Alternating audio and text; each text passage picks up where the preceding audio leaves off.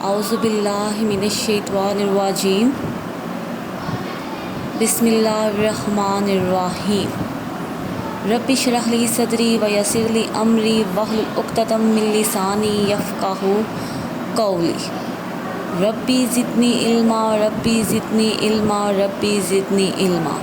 السلام علیکم ورحمۃ اللہ وبرکاتہ اسٹوڈنٹس، امید کرتی ہوں آپ خیریت سے ہوں گے۔ آج جو آپ لوگوں کی ڈائری جائے گی وہ اردو کی جائے گی۔ آج تاریخ 13 ستمبر سن 2021، دن منگل، اور جماعت نہم سینئر کی آج کی ڈائری ہے۔ اور آج جس مضمون کی ڈائری جا رہی ہے اور لیکچر جا رہا ہے وہ ہے اردو، اور آج کا جو عنوان ہے وہ ہے غزل نمبر 1۔ تو غزل نمبر 1 کی جو سرگرمی ہے وہ یہ ہے کہ اس غزل میں سے تشبیہات ڈھونڈ کر آپ نے اپنے رجسٹر پر لکھنی ہیں۔ تو آپ نے تشبیہات ڈھونڈنی ہے اور ان کو اپنے رجسٹر پر لکھنا ہے۔ تو تدریسی مقاصد کی طرف آ جاتے ہیں اس غزل کے۔ سب سے پہلے جو ہماری غزل ہے، غزل نمبر 1، جس کا نام ہے الٹی ہو گئی سب تدبیریں کچھ نہ دوا نے کام کیا۔ یہ میر تقی میر کی غزل ہے، اور اس کے جو تدریسی مقاصد ہیں وہ یہ ہیں کہ آپ لوگ غزل کے عمومی مزاج کے علاوہ مصرع کیا ہوتا ہے اس کے بارے میں آپ پڑھیں گے، کہ جو شعر ہے اس کی جو ایک نثر ہوتی ہے، پہلی نثر اس کو مصرع کہتے ہیں۔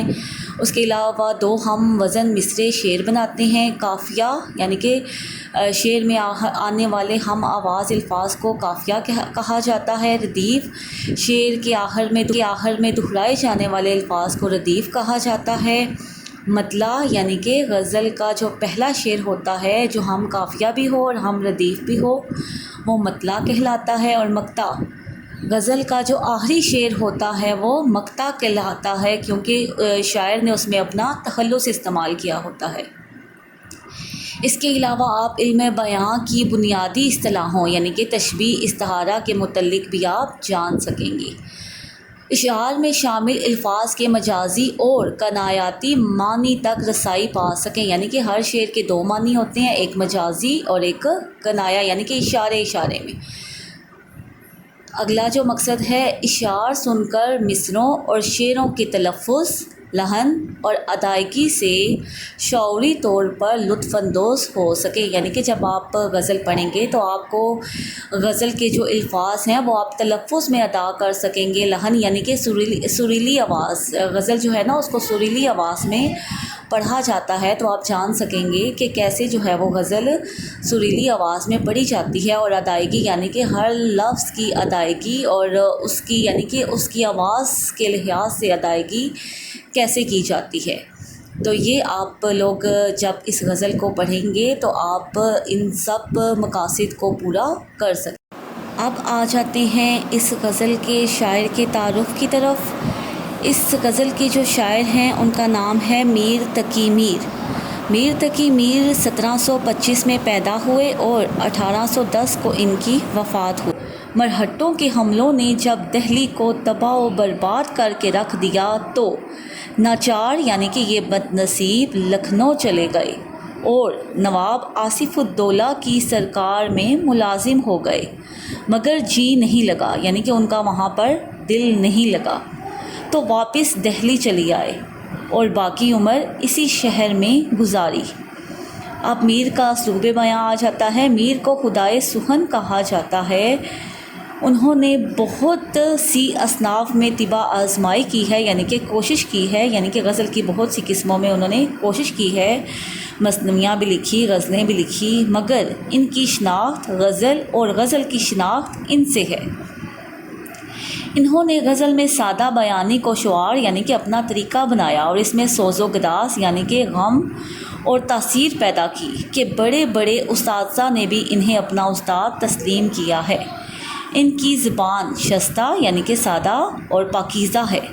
ان کے یہاں عاشقانہ مضامین اور غم و الم کی بہتات ہے۔ بہتات یعنی کہ بہت زیادہ، ان کی جو شاعری ہے اس میں غم و الم بہت زیادہ پایا جاتا ہے۔ تصوف کے مضامین بھی موجود ہیں، یعنی کہ یہ صوفیہ کرام سے بھی ان کا تعلق تھا، تو تصوف کے مضامین بھی ان کے کلام میں شامل ہیں۔ اور اپنے عہد کی معاشرتی حالات یعنی کہ جو عہد یعنی کہ جو ان کو مشکلات پیش آئی، جو ان کے عہد میں خون خرابہ ہوا، یعنی کہ نادر شاہ کے حملے، اس کے بعد مرہٹوں کی لڑائی، یہ سارا کچھ انہوں نے دہلی کو تباہ و برباد کر دیا تھا، تو یعنی کہ وہ اپنے عہد کی عکاسی کرتے ہیں، یعنی کہ وہ ان کے منہ بولتا ثبوت ہے، اور ان کی جو شاعری ہے اس میں بھی انہوں نے یہی بیان کیا ہے۔ اب اس جو غزل ہے آپ کی وہ ہے اس کی پڑھائی کی طرف آ جاتے ہیں۔ آپ دیکھیے گا کہ میں کیسے اس غزل کو تلفظ کے ساتھ پڑھ رہی ہوں۔ الٹی ہو گئی سب تدبیریں، کچھ نہ دوا نے کام کیا۔ الٹی ہو گئی سب تدبیریں، کچھ نہ دوا نے کام کیا۔ دیکھا اس بیماری دل نے آخر کام تمام کیا۔ عہد جوانی رو رو کاٹا، پیری میں لی آنکھیں موند۔ عہد جوانی رو رو کاٹا، پیری میں لی آنکھیں موند۔ یعنی رات بہت تھے جاگے، صبح ہوئی آرام کیا۔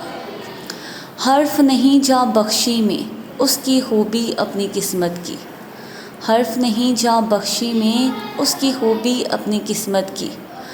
ہم سے جو پہلے کہہ بھیجا، سو مرنے کا پیغام کیا۔ نہ حق ہم مجبوروں پر، یہ تہمت ہے مختاری کی۔